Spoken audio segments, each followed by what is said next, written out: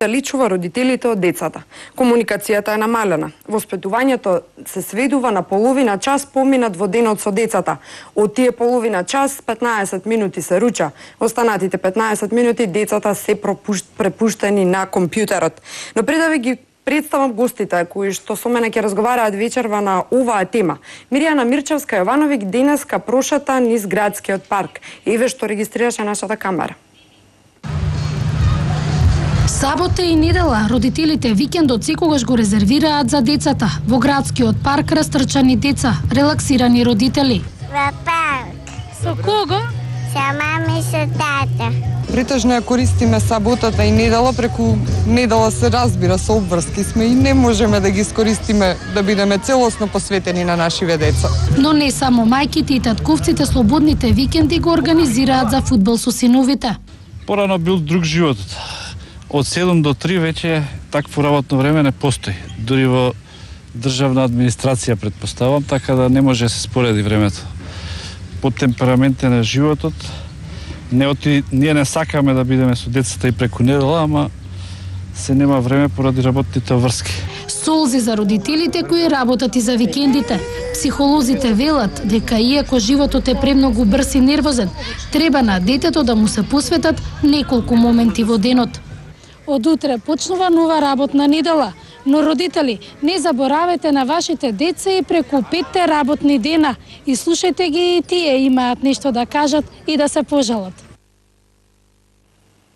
Ја слушнавте сликата од терен како размислуваат родителите, а богаме и најмалите дечињата.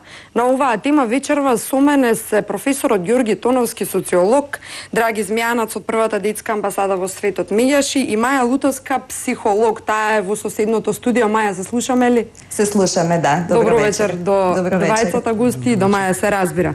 Како што веќе слушнавте во најавата, значи истражувањата спроведени во Британија велат половина час од денот само поминуваме со децата.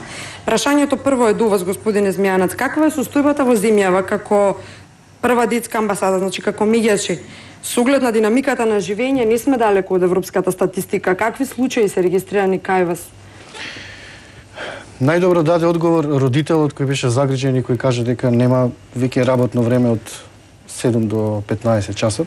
Како некогаш? Како некогаш и навистина многу родители кои се јавуваат на нашиот SOS телефон потикнати од кампањите кои 3 години ги спроведуваме за одговорно родителство со намера на потсетување дали денес му кажавте на вашето дете колку го сакате, дали го гушнавте, дали денес разговаравте со вашето дете. Единствена намера беше наша да ги потикнеме родителите да навистина од времето кое им е ограничено, кои треба да ги исполнат работните обврски, да посветат барем малку време во тие работни денови со нивните деца да разговарат, да не биде викендот единствена можност и опција кога тие ќе бидат заедно. И родителите се жалат дека не може да одговорат на одговорното родителство, дека навистина се оптоварени со очекувањата кои ги имаат и работодавците и тие како деловни луѓе морат да се втурнат во секојдневните работни обврски со една динамика навистина која се зголемува. Бараат ли совет од вас? Бараат совет не само родителите, туку и децата како да го решат тој проблем. Нашите психолози, педагози, социјални работници едноставно велат дека треба, ако веќе нема доволно време, да посветат барем малку време и тоа да биде квалитетно и да навистина разговараат со нив, едноставно да ги следат потребите на децата за да не бидат затекнати од неочекувани ситуации. И навистина не треба да биде единствена можност саботата, неделата, туку во текот на работното време може да свртат телефон, да прашат како се, што прават, со кого се, каде се.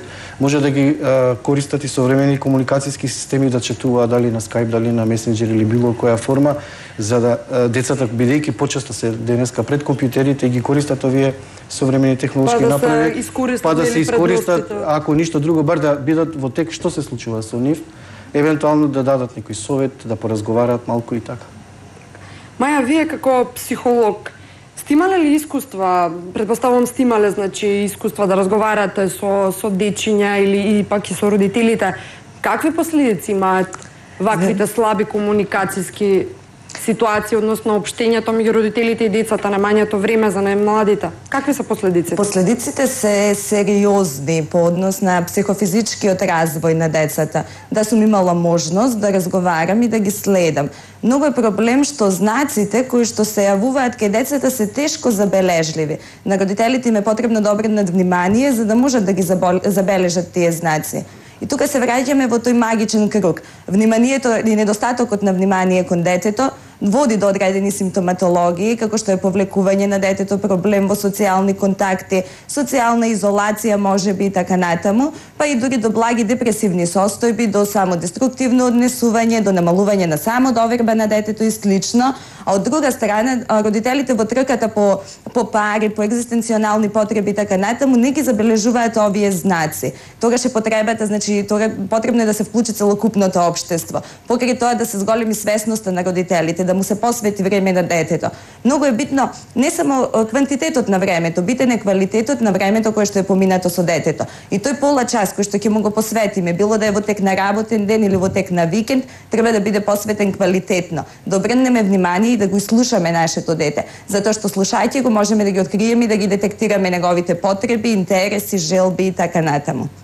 Може ли да ни откриете некој конкретен случај, чисто да ни опишете како изгледа разговорот со вакво дете? Доаѓаат прво родителите, укажуваат на некакви поинакви однесувања на детето или можеби чисто еден случај да ни опишете за да го доближиме и до родителите и до оние кои има проблем? Секој случај си има свои специфики и тоа е многу индивидуално. Би зборила за еден случај вообичаено да доаѓаат родителите, укажувајќи на тоа дека нивното дете се изолира, се повлекува, има проблеми во остварување на нормални контакти со своите врсници најчесто, се повлекува во градинка, се жалат наставниците, се жалат воспитувачите и така натаму. Тогаш е многу битен пристапот и тогаш е потребен професионалец. Значи тогаш веќе имам идентификуван проблем кај детето во неговиот развој. Пристапот е значи со правилен начин, адекватен на возраста на детето да му се пристапи, да се разговара, да се укаже на тоа дека самото е вредно на внимание, затоа што вообичаено деца кои што не добиваат доволно внимание од страна на своите родители, тоа се емоционално на некој начин запоставени деца. Сите нивни потреби се задоволени, значи задоволена екзистенционалната, материјалните, образовните потреби и така натаму. Меѓутоа базично не е задоволена најголемата потреба, тоа е потребата за емотивност, за блискост, за сигурност во семејството. Тоа се пристапува, значи постојат посебни третмани, најчесто тоа е преку игра или преку слика, преку цртеж, одно што детето ќе го наслика е одраз на неговото секојдневие. Значи тоа се техники кои што се користат професионални. Професор Тоновски, како социолог, колку знаеме каква е состојбата моментално, знаеме каква е трката буквално и газењето за да се постигне кариерата и за да се постигне успехот каков што го сакаме или како возрастни луѓе, како кариеристи. Но истовремено тоа пак значи една негативна последица во иднина, значи дека практично само полошо може да ни биде. Каде е социјалната средина овде? Децата се практично препуштени на околината, на улицата, да речем, тука се девијантните појави. Гледайте, ова прашање е, мислам, доста суштинско прашање, бидејќи станува збор за социјални релации кои што се воспоставуваат во самите фундаменти на заедницата и нормално е дека го привлекува вниманието и на социолошката мисла. Но не сме без искуство на овој план, бидејќи ваквиот проблем се наметнува уште од раните фази, дури ако сакате и на капитализмот, па натаму, особено после во текот на Првата светска војна, кога жената едноставно излегува од дома, односно влегува во процесот на трудот, па се наваму, значи некаде барем век или век и пол наназад, со тој проблем се соочува светската заедница. И нормално е дека постојано се постава прашањето до каде тоа ќе оди, како оди и како да се разрешува ова прашање. Меѓутоа, времето тече, неумитно тече. Значи, ние сакале или не сакале, мораме да се прилагодуваме кон она што значи еден објективен, нужен социјален тек на станите и на животот со кој што го живееме. Она што мене, особено тука, ме тера на размислување, тоа е дека не само што кај родителите веќе нема доволно време да се биде со децата, значи во овој момент не сакаме ние да им ставиме некаква грижа на совеста на родителите, бидејќи тоа е објективно. Така, не се сигурно дека нема да го социализирате добро од детето ако седите дома, гледате телевизија со него, а кога ќе ви побара чоколадо, вие не можете да му купите чоколадо, тоа сепак не е таа форма на социализација која што ја посакуваме. Сакаме сите да имаме и стандард, и добар однос со децата, и добро воспитување нивно и така натаму. Меѓутоа, тоа е еден објективен чин кој што има и една друга страна. Другата страна е тоа што во самото одвивање на тие детски животи се случуваат некои нешта кои што ние треба да ги дешифрираме. Тоа е проблемот на играта. Проблемот на односите, односно на социјалните релации кои што за жал постепено се прекинуваат и внатре помеѓу самите генерации. Значи внатре во генерациите повеќе нема таква комуникација, такви контакти како што ние тоа го посакуваме. Гледате, компјутерот, новите игри и така натаму го индивидуализираат во голема мера младото суштество. Значи децата сега повеќе ја нема таа колективна компонента во својата игра, знаете, во своето дружење. Нивното дружење или колективната компонента повеќе е во допишување едни со други или во заеднички игри кои што ги играат, но сите се осабени, сите од својот компјутер комуницираат со другите на компјутерите. Знаете. И нема очи-во-очи комуникација, да, лична комуникација значи веќе исчезнува, значи имате паралелно два проблеми кои што треба да ги решавате. Тоа е проблемот на немањето време на родителите, значи зборуваме за нормални семејства кои што мораат да заработат, мораат да донесат дома, како што би рекол народот, и да обезбедат една определено ниво на стандард. И имате на друга страна нешто што се случува надвор од семејството, тоа е проблемот на еден технолошки развој кој што за жал го задирнува, би рекол, емотивното, го игнорира на некој начин она непосредното, она пријателското, она интимна, директна комуникација помеѓу децата. Така што, мислам дека овој проблем треба да се гледа малку пошироко. Треба да се постави во еден амбиент на општеството, кој што исто така веќе го познаваме ние и во високо развиените земји, кои што поминуваат низ ваквите процеси. Веројатно дека тука постојат низа причини зошто, меѓутоа постојат веројатно и мислам дека се уште немаме ние јасна представа за тоа какви излезни решенија би биле најповолни во овој момент. Така, кога сме кај решенијата, малку поопширно ни објаснивте, но и ги исцрпивте и моите прашања, предвидовте. Колку центрите за советување фалат во овој случај, колку може да помогнат сега, да не ја претвориме па ситуација во многу алармантна, или да не ги уплашиме родителите дека не знаете да си ги воспитувате децата, туку треба ли да бараат помош во центрите? Прашање до сите тројца гости, има и до вас. Вака јас ќе потврдам Маја дека навистина емоционалната врска е најважна за развојот на детето и да може да се здобие и со знаење, и со вештини, и со искуства и да може да се справува со предвидливи и непредвидливи ситуации кои го демнеат и на улица, и во училиште, и таму каде што се движи и живее. Таа не може да биде виртуелна, не може значи да се задоволи таа потреба со јавување на телефон или со четување, или едноставно живата комуникација е неопходна и мора едноставно родителот да биде подготвен, да биде информиран точно каде се движат децата, со кого се, што прават, во какво обкружување се. Затоа што многу често говориме за последиците на девијантностите, говориме за најразновидни злоупотреби со кои секојдневно сме би рекол оптоварени, вклучувајќи ги дневно информативните печатени електронски медиуми. И едноставно секој родител е загрижен за тоа што се може да се случи со неговото дете.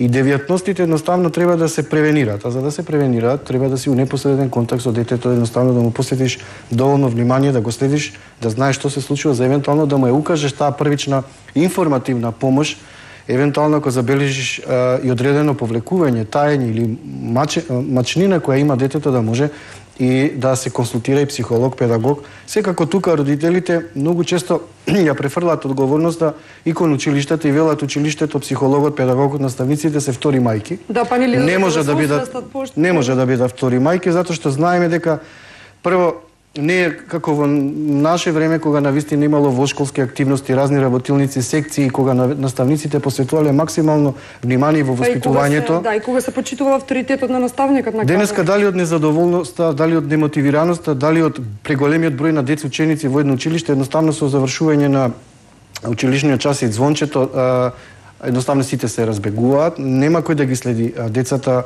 во училиште. Бабите и дедовците немаат веќе толкав капацитет да може да едноставно да ги задоволат очекувањата и потребите на децата. Не се ни толку и вешти да знаат што децата всушност, ако му дадеш еден компјутер со какви се предвидливи, ќе кажем и непредвидливи содржини, може да се сочи во текот на интернетот. Ние многу често заговараме родителите да интернетот, односно компјутерот биде во салонот или таму каде што се сите, за да не бидат загрижени какви се содржини децата посетуваат, се до една возраст кога навистина детето ќе знае да го користи интернетот соодветно за наобразба, за стекнување на знаење, вештини кои ќе му бидат од полза, за да може да ги совлада наставните содржини што му се дадени во училиште. Значи, еден би рекол апел до сите родители, одговорното родителство е вештина. Навистина сме растргнати со краткото време што го имаме со децата, но ќе кажам, Маја убаво спомена, квалитетно половина час да посветиме внимание, другото време да бидеме било каква комуникација, макар и виртуелна, а саботата и викендите мора да не бидат и квантитативно и квалитативно посветени на децата искористени. Така. Маја, сакав да ве прашам, прочитав додека истражував на темава, значи дека важеле две правила, значи од известни стручни социолози истражувања. Првото е дека нервозни родители е еднакво на хиперактивни деца, а второто строги родители на успешни деца. Не се сложувам, значи морам да споменам дека не е точно. Премногу строги родители може и авторитативни родители резултира со студени деца. Деца кои што пред се имаат проблем да воспостават блиски емотивни контакти во тек на животот, како со оние што му се најблиски, почнувајќи од матичното семејство, семејството на неговите родители, а потоа истото ќе се рефлектира на семејството кој што самите деца го градат. Не знам колку сметате дека тоа се успешни деца понатаму. Да, можеби ќе бидат успешни на професионален план, меѓутоа што се случува со другиот, со емотивниот план, со нивната потреба за остварување на блискост, со потребата за следен утре, да речем, да воспитаат деца кои што ќе бидат топли, љубезни, пријатни, кои што ќе негуваат и други вредности освен професионалната успешност. А што се однесува до хиперактивните деца, значи, да, можеби, како што спомнавте, до некаде може да има правило, но секое правило има исклучок, така да не би рекла дека тоа е правило. Во основа ни требаат родители кои што се внимателни, кои што се нежни, кои што во еден момент се авторитативни, но користат правилен начин на воспитување на своите деца, кои што знаат да ги научат на она што е правилно, што е погрешно, користејќи при тоа адекватни методи, методи на разговор, методи на блискост, и децата се чувствуваат сигурни во тоа семејство. Мислам дека тоа е тоа, а другите правила би ги исклучила. Така, нели сепак се индивидуално повелете професор? Мислам дека тешко е за нова тема да се расправа во ова време на економска криза. Од два аспекти. Прво, заради тоа што тешко се доаѓа до пари, односно е тешко се остваруваат сите услови за една солидна екзистенција. Да, од една страна жилбата и да живеат тоа дете убаво. Да, што се одразува и на овој план на проблемот на социализацијата на децата. А второ, исто така е, втор проблем е тоа што општеството или заедницата сигурно дека во овој момент има многу малку средства, би рекол, за пружење на еден висок квалитет, како што налага времето во однос на социализацијата на децата, односно оној дел кој што е обврска на заедницата, бидејќи има обврска на семејството, кое што е базичен агенс, меѓутоа и заедницата сама по себе си е агенс во таа социализација и мислам дека тука сега ќе имаме ние едно преливање на едното и другото. Во која смисла? Ете, мислам дека можда и колешка ќе се согласи, бидејќи јас слушав како ги дефинира тие работите.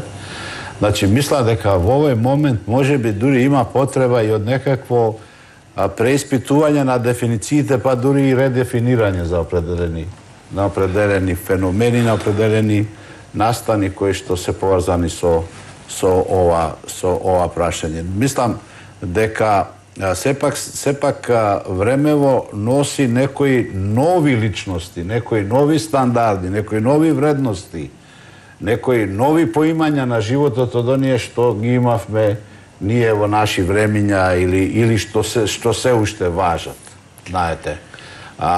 Значи, тука сега се постава прашањето дали и колку ние како заедница сме подготвени да одговориме на ова вакво сложено прашање, бидејќи објективно е дека голем дел од тие задачи таа мора да ги преземи на себе.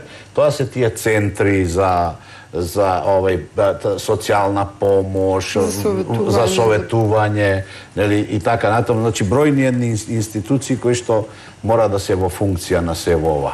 Но сепак мислам дека во крајна линија компјутерот, занимавањето со компјутерот, тие компјутерски игри, новиот начин на реализација на слободното време на децата на 21. век е поинакво. Може би треба малку поинако и ние да го промислуваме сето тоа. Ја не можам да се согласам во цело со мојот колега соговорник, затоа што многу често влегуваме во, би рекол, замка. Тоа не е многу предпознатлив изговор, кога велиме немам доволно време зашто морам да се тркам во екзистенција да обезбедам пари. Парите се битни за да можам да инвестирам во децата, нели, да обезбедам екзистенција. Во меѓувреме детето расте и доколку не сме со нив, доколку не сме потребни посебно кога се во помала возраст, детето ќе порасне, а ние може во меѓувреме сме се збогатили, имаме средства, но не можеме со пари да ја купиме таа љубов која му била неопходно потребна на тоа дете, таа емоционална врска. И затоа не случајно нашиот SOS телефон кој е многу, би рекол, жежок 17.300 јавувачи, главен проблем со децата е отуѓеност, осаменост, агресија, насилство. Главен проблем е. Тука е суштината. И јас тука сега сакам од социолошки аспект и психолозите да ми кажат зошто толкава агресија, осаменост, насилство има кај децата. Ако родителите посветат доволно внимание и разговараат, ако училиштата ја практикуваат не само образовната и воспитната компонента, ако центрите за социјална работа имаат увид во сите дисфункционални семејства во ризик, ако државата воведе еден, би рекол, едно квалитетно образование кај што децата ќе може да се надпреваруваат и тркаат во знаења, а не во оценки, и ако не бидат оптоварени со тоа кој има повеќе, кој има поголема оценка или кој носи одредена марка или не знам каков бренд, тогаш мислам дека децата ќе имаат по еден релаксиран однос. Веројатно материјалниот аспект на нештата се пренесува од возрастните и кај децата, и децата едноставно навлегуваат во тој потрошувачки менталитет каде што трката за подобар стандард ги оптоварува родителите повеќе време трошат за да, ако до минатата година работеле 5 часа за една, би рекол, за една нормална заработувачка, сега можат и морат повеќе да работат. Цените растат и едноставно тој, би рекол, магичен круг на задоволување на екзистенцијалните потреби постојано растат, потребите постојано се покачуваат, а на децата помалку време им посветуваме. Така ви... Ете, мислам да не ги идеализираме работите. Не сите подеднакво влегуваат и се во овој процес. И имаат исти проблеми или исти приод кон ова прашање на социализација на децата. Најдобро би било кога сите би тргнале од исти услови, исто би се однесувале кон задачите, на исти начин би реагирали и така натаму. Меѓутоа, внимавајте, зборуваме, значи, за активност која што се реализира во целата лепеза на класно-социјалната структура. Znači, imаме еден дел кој што е порелаксиран, иако е, да речеме, условина криза и така натаму, но е порелаксиран во однос на тие, како што вели Ейхценбергер, екзистенцијални суровости, дека мора да се обезбеди екзистенција. Имате друг еден дел кој што не е толку релаксиран и оној третиот дел генерално, значи генерално, иако толку генерално не можеме да ги класифицираме овие работи, овие слоеви. Значи и третиот кој што е, да речеме, во она што не го посакуваме, кој што воопшто и не ги забележува децата, односно ги игнорира.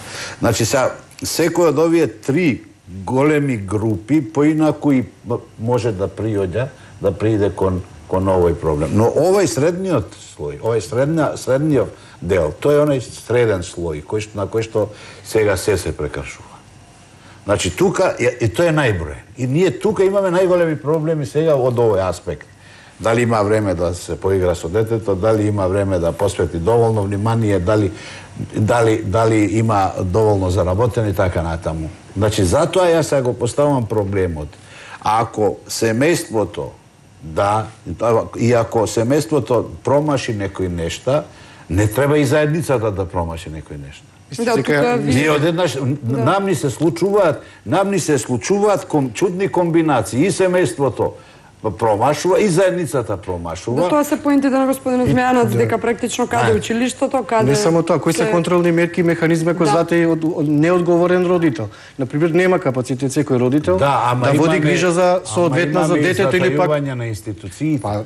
Проблемот многу голем е проблемот кај институциите. Значи, не само економскава криза, и воопшто, доколку имате несовршен политички си, за сега можеме ние тоа да го лоцираме и на теренот на транзицијата и на се ова што се случува околу нас, значи исто така и тие институции затајуваат.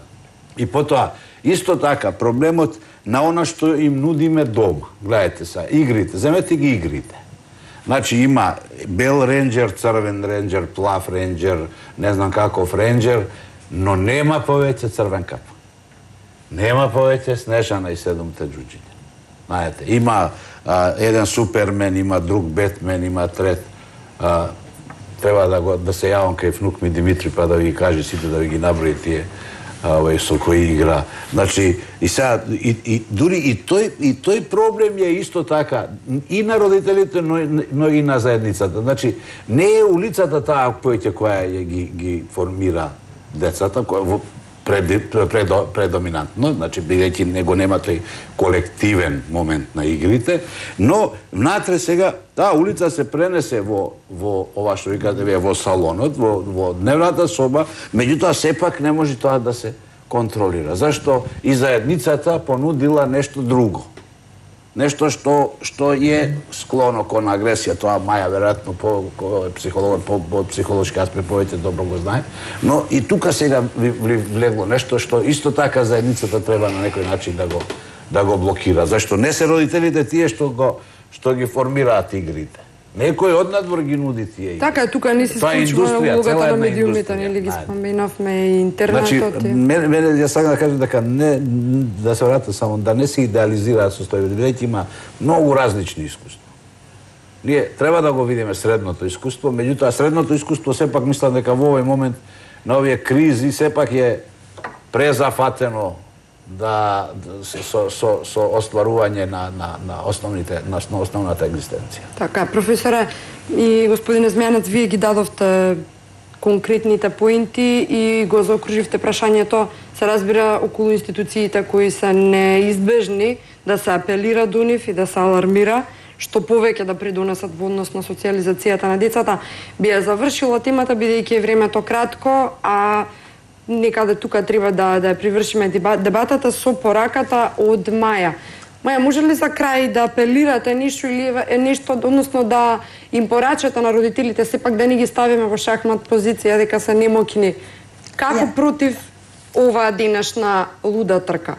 Значи, она што би им го препорачала на родителите, Прво би се согласила со кампањата која што беше кажете му на вашето дете дека го сакате, некога што е повеќе од доволно. Меѓутоа би се надоврзала и извинете му се на вашето дете. Доколку направите нешто за што покасно се каете, дадете му го тоа до знаење, нека биде свесно. Детето учи и се однесува онака како што се однесувате вие. Доколку вие сакате и отворено ја покажувате својата љубов, и детето ќе се однесува така, ќе ве сака и отворено ќе ви покаже дека ве сака. Доколку вие сте студени, и детето ќе биде студено. Доколку не внимавате и се однесувате агресивно, не кон вашето дете, можеби кон вашиот комшија и така натаму, но пред очите на сопственото дете, истото тоа однесување ќе се рефлектира во неговото однесување, во однос на неговите другарчина, во градинка, во школа и така натаму. И би сакала да ги обединам сите мислења. Проблемот е многу покомплексен, не смееме да ги обвинуваме ни само родителите, ни деца, во најмала рака децата никако, меѓутоа и општеството е тука. Да започнеме од општеството, да се решаваат самите корени на проблемот, понатаму да се помине на семејната клетка, да придонесеме сите за да имаме здрава и успешна и пред се среќна и емоционално задоволена генерација. Ви благодарам, Маја. Ви благодарам, господин Змјаноц, од првата детска амбасада во светот Меѓаши, професоре Тоновски, на вас за вашиот придонес во дебатата. Се надевам дека нашите апели ќе допрат и до родителите, и до најмладите колку што може, но што е најважно и до институциите. Ние одиме понатаму.